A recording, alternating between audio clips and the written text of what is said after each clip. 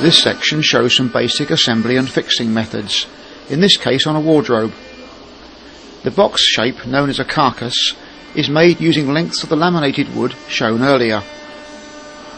They come to this assembly area already cut to length and width.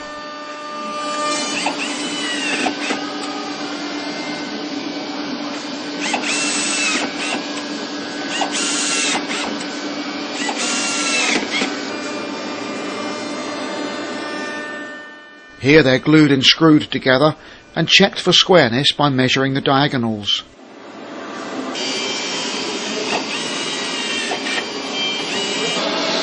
Some rails to support the drawers are next fitted, but some special angled holes need to be made first on this machine.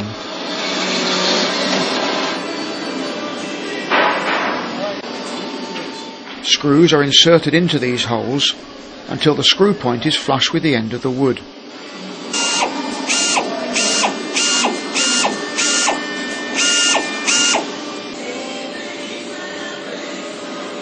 The rails are then fixed into the carcass using an air-powered screwdriver. Notice the short length of wood that is used as a simple jig to locate the rail in exactly the right position.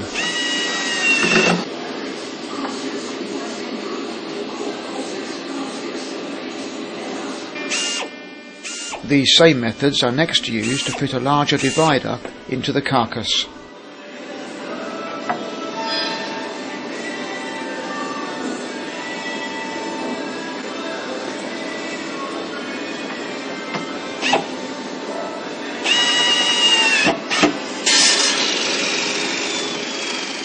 In this factory, the workers are expected to shape many of the parts themselves, which would not happen in a true mass production environment.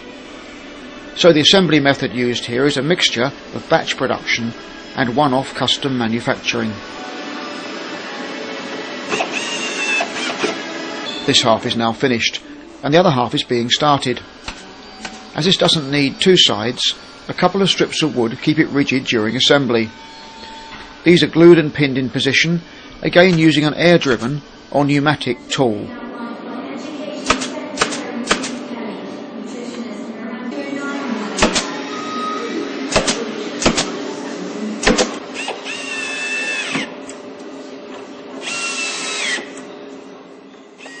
The two halves are now glued and screwed together to complete the carcass.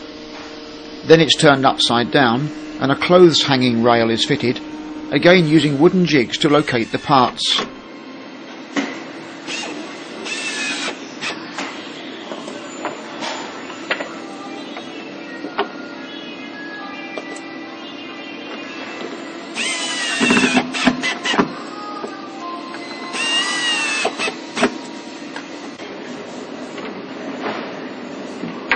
Now the back is assembled and is made up from strips of the tongued and grooved softwood.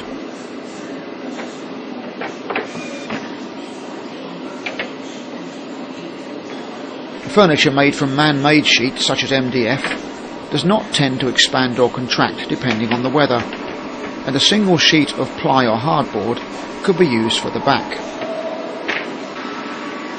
But this more traditional construction using natural timber can move significantly, so the loose fitted slats used in this back can expand with the carcass when necessary and not overstrain the structure.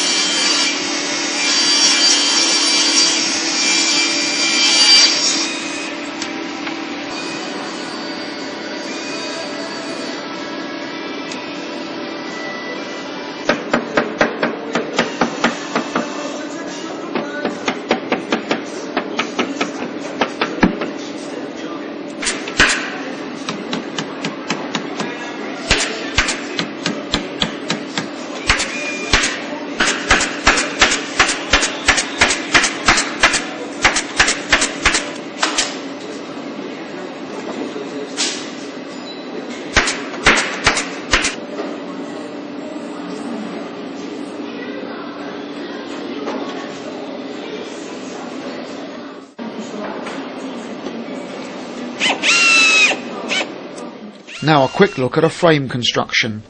using strips rather than sheets of wood. This will be a plinth or base for the wardrobe.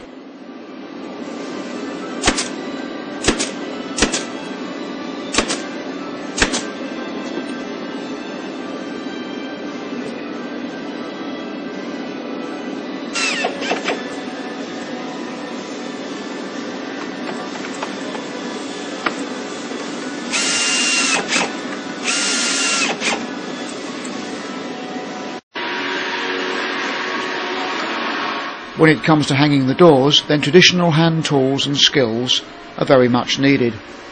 Although a power screwdriver will be used, careful marking out is needed with a tape measure, a sharp pencil and a brad awl. These ensure that the screws enter the wood at precisely the right places, and therefore the door hangs with an even gap all round.